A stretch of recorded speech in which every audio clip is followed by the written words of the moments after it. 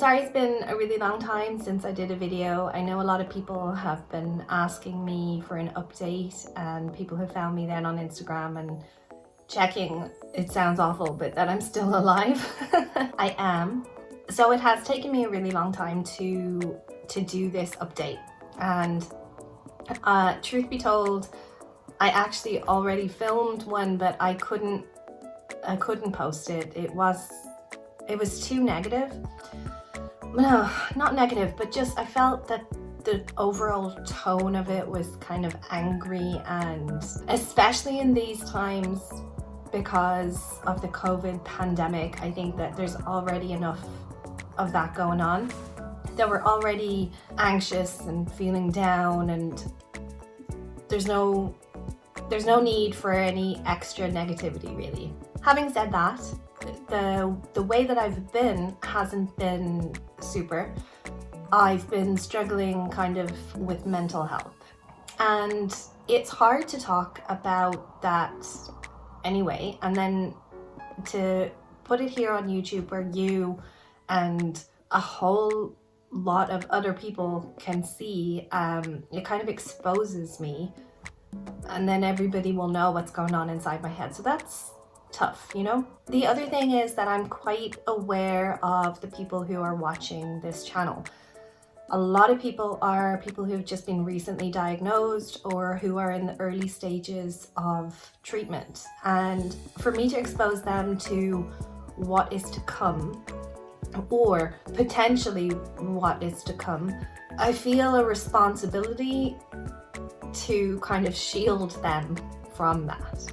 The other thing is that the last video that I made, the one that I didn't actually publish, I scripted it. I wrote down everything that I wanted to say, and I've never done that before, and I think that it kind of ruined it. So yeah, I scrapped that. Also, I didn't like looking at myself when I was editing it. I was coming across kind of negative. Even what I was wearing, it just wasn't myself. And yeah, wearing a wig isn't myself, but you know, I'm happier now. So previously I did a video where I was talking about wanting to stop the hormone therapy. I haven't done that. I haven't stopped. I am still taking my medication. But that is an example of the kind of mental health difficulties that I'm talking about. So I think that's the first thing that I'm going to talk about, is the hormone therapy and the side effects that come with that. So I'm on aromasin and Zoladex, and just to give a quick understanding of what my treatments do.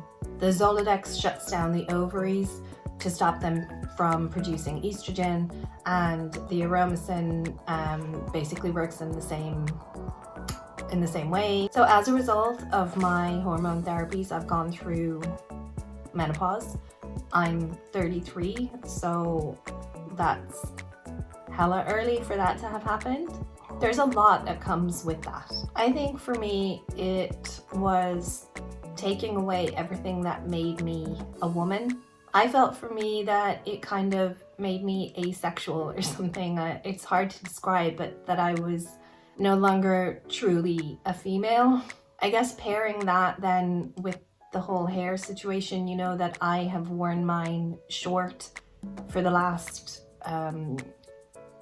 whatever it's been, like year and a half or so, I don't know. And I know I made the choice with the undercut to shave the sides and the back, but I was still growing the top part of my hair. My plan was always to grow my hair long again. That was just the most manageable way for me to do it. But having short hair is a style choice for a lot of people, and a lot of people can pull it off and still look super feminine, but I'm not the type who goes around all the time with a full face of makeup, and catching a glimpse of myself in the mirror was hard a lot of times. And when I'd be at home, obviously I'm in my jammies, like I'm in my jammies now, you know, and I would have no makeup on or anything, and I would think, God, you are a wreck, you know? So that was the main kind of issue that I would have. But there's all sorts of other things that come with menopause. Your body physically changes. The way that fat is deposited in your body. I always wear long sleeves now and cover up as much as possible because Like my body doesn't look this, it looks much older. And I know that I have gotten older, but I haven't gotten that much older, you know? I've also gained a lot of weight, and I have really, really struggled with that. Really struggled. I used to be able to control my weight with what I ate, and I wouldn't be in any way strict with what I ate. I would just generally have a low carb diet. And I really enjoyed that. I don't like eating a ton of bread or pasta and feeling really full and bloated. I would eat really good fresh food and I would feel good, but food was tastier and I would really enjoy preparing the food and everything, you know? So when I say controlling weight with diet, I mean, it wasn't even controlling, it was just maintaining my normal kind of weight at that time. And my normal weight before going into treatment, and even after the treatment ended, even after radiation therapy ended, I was still at that weight. It was only after I started the hormone therapy that all of this stuff happened. And the weight gain has been over 10 kilos. And I was always, I can see it now when I look back, quite a slight person, a small framed person. And I was comfortable, very, very comfortable in my own skin and felt that I could wear anything. You know, I didn't think any of those things like, oh, my bum will look big or my boobs will look too small. I didn't care about any of those things once I felt comfortable in my clothes, you know, and I would wear things that I wouldn't even dream of wearing them now. And people say, you know, oh, you get older and your metabolism changes. You just can't eat the same way that you did when you were younger, that kind of thing. But I mean, I can go all day long and only eat dinner and it doesn't make any difference to my weight. And like that's the thing. I spoke with my oncologist about this particular issue, and she said, what she said, you know, you look fine, you look healthy and everything, but yeah, I do see that you've put on weight, and I understand that it's upsetting for you, and you could literally starve yourself for a week and it wouldn't make a difference. And I knew she was right, because while all of this has been happening over the last couple of years, I have engaged in like ridiculously disordered eating. And that's one of these things that where I'm opening myself up, that's a huge confession that nobody knows, you know. And I think the funny thing is that when you're smaller sized, people think that, oh, there must be something wrong there, you know, and that old me could eat rings around this girl, you know. So yeah, look, that's an ongoing struggle for me. That's an ongoing battle. I haven't figured that one out yet. So I'm going to talk about other side effects of the hormone therapy. So each one comes with their own side effects, and the side effects are pretty common. I mean, it kind of happens to most of us. The number one side effect is depression. Definitely have been experiencing depression for a long time. And you know, I could make an entire video about depression. It's a huge thing to talk about. I think that one of the worst things for me is engaging in really self-destructive behavior. And I have made changes on that front, definitely. I've made a few kind of lifestyle choices, and this whole COVID thing came at the perfect time, because it's given me so much time for reflection, because obviously my work closed. So yeah, it isn't easy, and people have no idea what is going on in other people's lives, internally in people's minds. You know, I can tell you that my husband didn't even have the slightest clue about what was going on with me, you know. I don't want to be scaring people or panicking people or anything like that. I'm fine. It is not a cause for concern or anything. I would not be making this video, and I was not able to make this video when I was in that kind of deep depression, that kind of state of mind. So another side effect is insomnia. That one is pretty hard. Look, there's insomnia, and then there's also the fact that you might have a lot going on inside your head. So it's kind of when you pair the two things together. So you're depressed, you have all these crazy thoughts going on inside your head, then you're not able to sleep, you're lying in bed awake at night thinking about those things. And then also, because you haven't slept, you're overtired, you can't trust these thoughts, you can't trust what your head is doing, but you don't know that. You don't know what the heck is going on, you know? At the start of taking the medications, before I had kind of properly adjusted to them, there were other kind of side effects as well. Headaches and oh god, obviously the hot flushes and the sweats. That doesn't stop, that doesn't go away.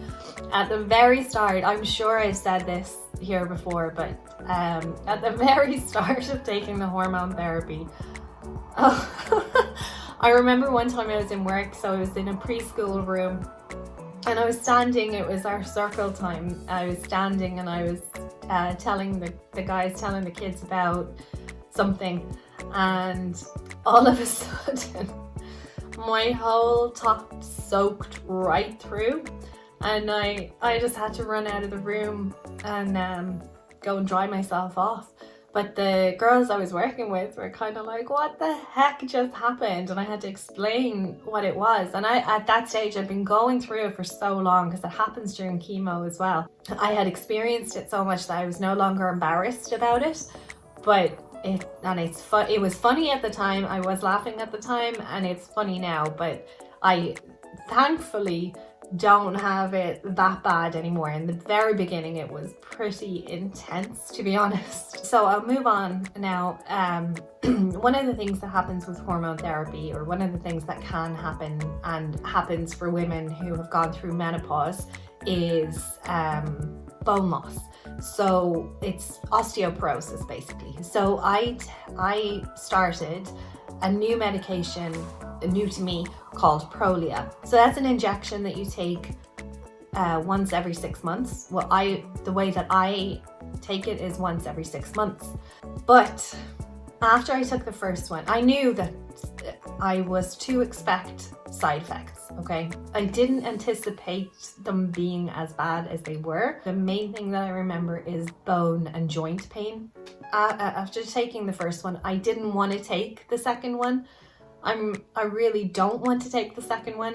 I'm probably gonna take the second one, but yeah, bone pain came with it, and it was so bad. It was so bad. It was every single bone, every single joint, places that you wouldn't even think that you had joints or painful, like my fingers and everything. And if I was in bed and I stepped out of the bed, it hurt to stand up. It hurt my feet and my ankles and everything. I had been warned about the side effects beforehand, but I did say to Noel that if I hadn't been warned, I would have thought that something had gone horribly wrong and I belonged in a hospital. Like, if I experienced that kind of pain without having taken the injection, I would 100% have thought I was dying. Not to be dramatic, but that's how bad it was. Look, I don't want this, I'm really hoping that this isn't sounding like poor me or something like that, because it isn't. I don't actually tell, Noel knows obviously because he lives with me, but I don't even tell my family about all this stuff. It's more about giving an insight into what happens once all the treatment is over. Because a lot of people, I think, and in my experience, think that once you have finished the usuals, the chemo, the surgery, the radiotherapy, that it's over, but it isn't. And personally, I think that it's only kind of just beginning.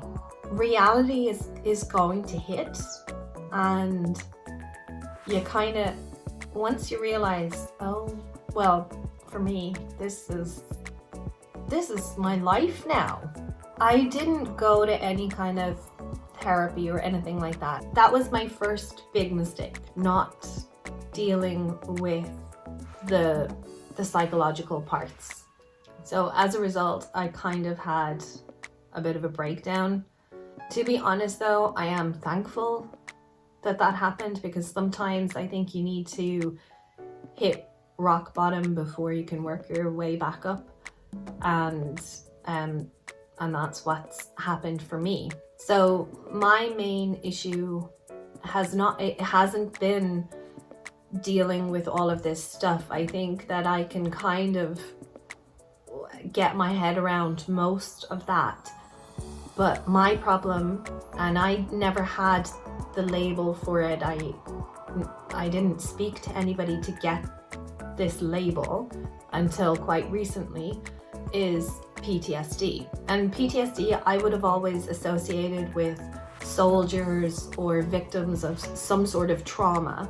I had read as well before treatment that there is PTSD in relation to cancer, in relation to breast cancer, but I never thought that'll be me. It wasn't about the surgery. A life-changing surgery is, of course, a trauma, and I haven't worked out the details. I haven't hashed this out with, it's actually a psychiatrist now that I need to see, but I haven't really worked out the details of it. But for me, it's not the actual surgery.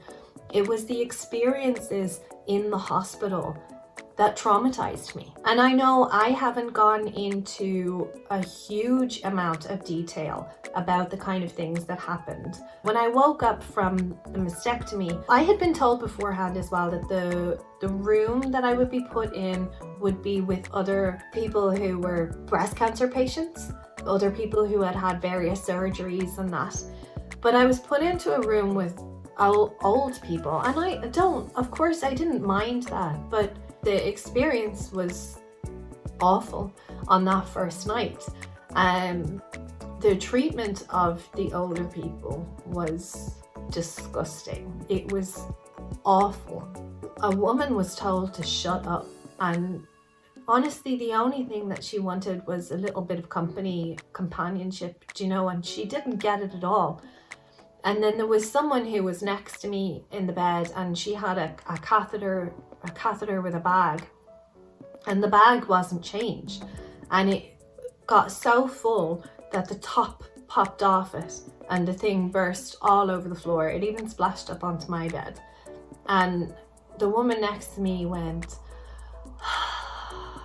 and sighed in relief. But aside from that, my own personal treatment that night was awful.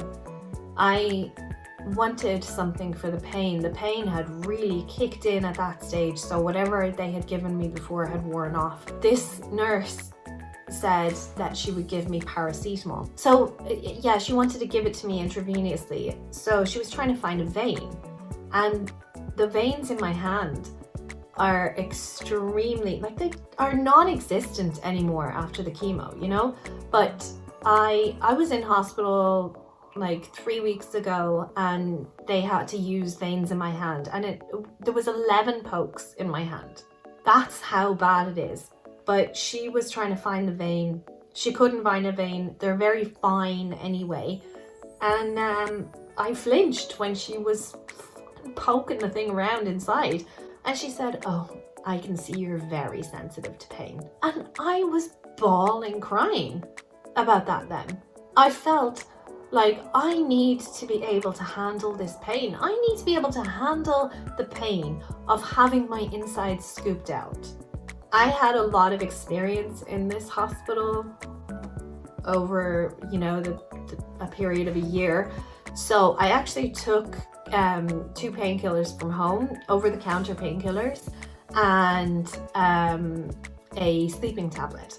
So I took the 2 painkillers and I took the sleeping tablet because I knew that the sleeping tablet would just make me fall asleep, and at least then I could wake up in the morning and I could have somebody else with me who would speak on my behalf. And then she woke me up in the middle of the night to say, "See, the paracetamol does work. So I know I've gone on and on here, and that was kind of in the last video. This is the part where I became really, really angry, and I said things that I know I shouldn't have said, and I won't publish that video because of that. That is where the trauma is from. It all comes from that hospital and staff in that hospital. So yeah, as I said, I haven't figured all of that out yet, but I'm working on it. And I, as I said, made some lifestyle changes and stuff recently, and I think that I'm on the way, you know, to figuring stuff out. I feel much happier now. I feel like a whole weight has been lifted. I'm feeling good. So yeah, I've probably missed out a bunch of stuff now, but I can't do it scripted. I have to just sit here and talk. Anyway, it's an update that has been asked for. So that's it then, chat's over. Thank you very much for watching, and I'll see you in the next one. Bye.